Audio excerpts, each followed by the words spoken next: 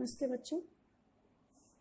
आशा है आप सभी परिवार के साथ सकुशल, स्वस्थ एवं प्रसन्न होंगे। सबसे पहले आज के लिए जो विचार है, हम सभी को 5 बातें रोज़ अपने आप से इस बात का स्मरण करना है। मैं सबसे अच्छा हूँ, मैं ये कर सकता हूँ, भगवान हमेशा मेरे साथ हैं, मैं एक विजेता हूँ और आज का दिन मेरा दिन है। आज हम पढ़ेंगे आरोह भाग 2 का तीसरा पाठ, काले मेघा पानी दे, और इस पाठ के लेखक हैं धर्मवीर भारती।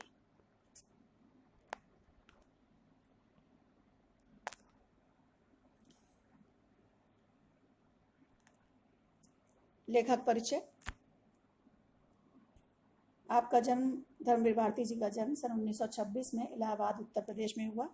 यहाँ पर उनकी कुछ रचनाएं आपको दिखाई दे रही हैं।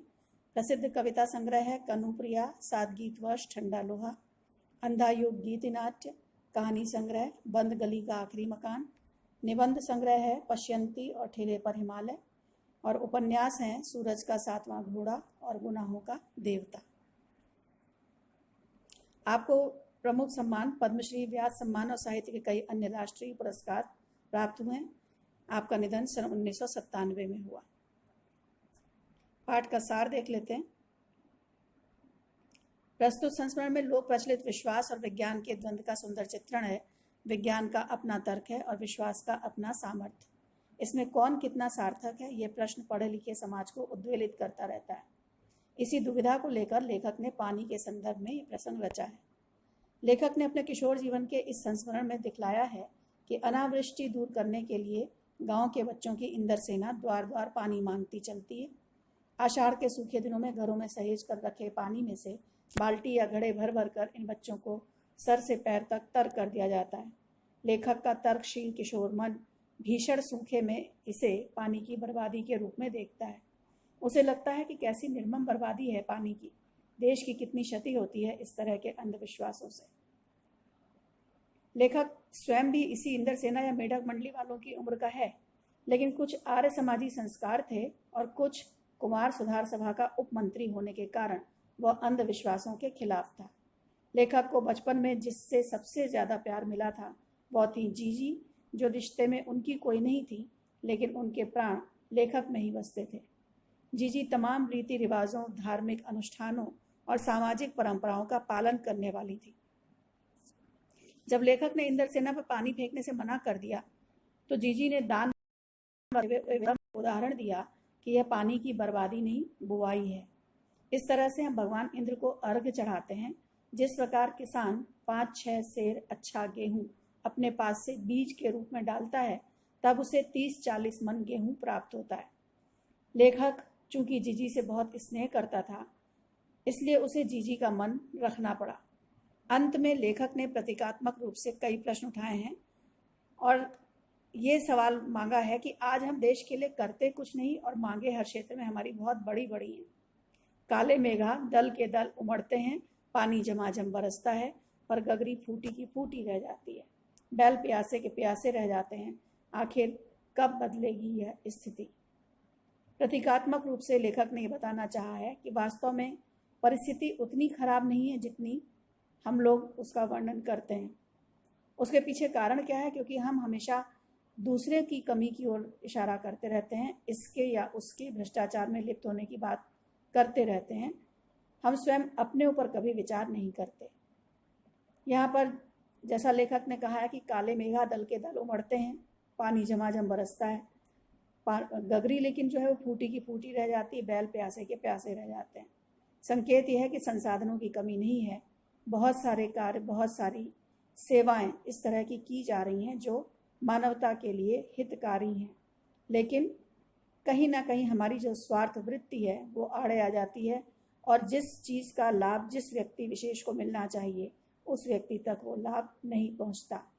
तो कहीं पर यहाँ पर इसने लेखक ने एक प्रश्न छोड़ा है कि आखिर वो स्थिति कब आएगी जब हम हर व्यक्ति के हित की बात करेंगे और केवल स्वार्थ सिद्धि हमारा उद्देश्य नहीं होगा। शब्द छवि देख लेते हैं। पाठ में शब्द आया है गुड़धानी, गुड़ और चने से बना हुआ एक प्रकार का लड्डू। टेरते जैसे वो इंद्रसेना टेरती रहती थी, तो टेरने का मतलब है पुकारना। 10 तपा, तपते हुए 10 दिन। पखवाड़ा, 15 दिन की अवधि। ढोर ढंगर, पशु। सतिया, स्वास्तिक चिन्ह, जैसा कि आप देख भी रहे हैं। अर्घ, जल चढ़ाना। पूजा पाठ में कई बार सूर्य को या चांद को जल चढ़ाया जाता है, वो अर्घ देना कहलाता है। अरवा चावल, वो चावल जो धान को बिना उबाले हुए निकाला गया हो। हर छठ, जन्माष्टमी के 2 दिन पूर्व मनाया जाने वाला पर्व, और मूलतः ये पर्व जो है वो पूर्वी उत्तर प्रदेश में मनाया जाता है। भूजा, जिसको भुना हुआ अन्न, कई बार भुना हुआ चना होता है, भुना हुआ मक्का होता है, भुना हुआ गेहूं होता है, वो सभी कुछ भूजा कहलाता है। किला पस्त होना एक मुहावरा है जिसका अर्थ है हार जाना। कुछ बोध प्रश्न जिनके संकेत भी दिए जा रहे हैं, उत्तर संकेत आपके सामने हैं। बच्चों की टोली को इंद्रसेना क्यों कहा गया? इंद्र भगवान से पानी यानी वर्षा मांगने में सहायक होने के कारण। ऐसा विश्वास था कि ये इंद्रसेना जब आवाज़ लगाएगी और इंद्र भगवान से पानी मांगेगी तो इंद्र भगवान खुश होंगे और वर्षा करेंगे। लोगों ने इस टोली को क्या नाम दिया और क्यों? जो लोग इनके इन सब बातों से चिढ़ते थे, उन्होंने इसको मेढक मंडली नाम दिया, और उसके पीछे एक कारण ये भी था कि ये बच्चे जो थे वो पानी में लथपथ होने के बाद कीचड़ में लौटते थे और वैसे ही गंदे गंदे गंदे ही चारों ओर भागते दौड़ते थे और आवाज़ लगाते थे। तीसरा प्रश्न, मेघों से पानी के साथ साथ गुड़धानी की मांग क्यों की जा रही है? गुड़धानी में प्रयुक्त होने वाली सामग्री यानी चना और गुड़, इन दोनों के लिए कृषि का होना आवश्यक है, और अच्छी खेती के लिए वर्षा का होना ज़रूरी है। तो यदि वर्षा होगी तभी ये दोनों चीज़ें प्राप्त हो सकेंगी और गुड़धानी जैसा व्यंजन बनाया जा सकेगा। इंद्रसेना पर पानी फेंकने को सही बताने के लिए जीजी ने क्या तर्क दिए? जीजी ने कहा, दान वह होता है जो अपनी आवश्यकता को पीछे रखते हुए किया जाए। अच्छी फसल पाने के लिए किसान अपने पास से कुछ अनाज मिट्टी में फेंकता है, उसी प्रकार हमें वर्षा प्राप्त करने के लिए इंद्र देवता को अर्घ चढ़ाना पड़ता है।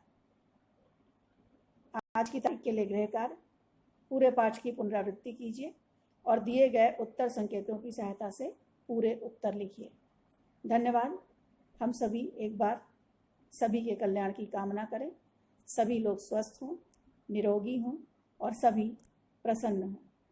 सबके कल्याण में ही हमारा कल्याण निहित है। धन्यवाद।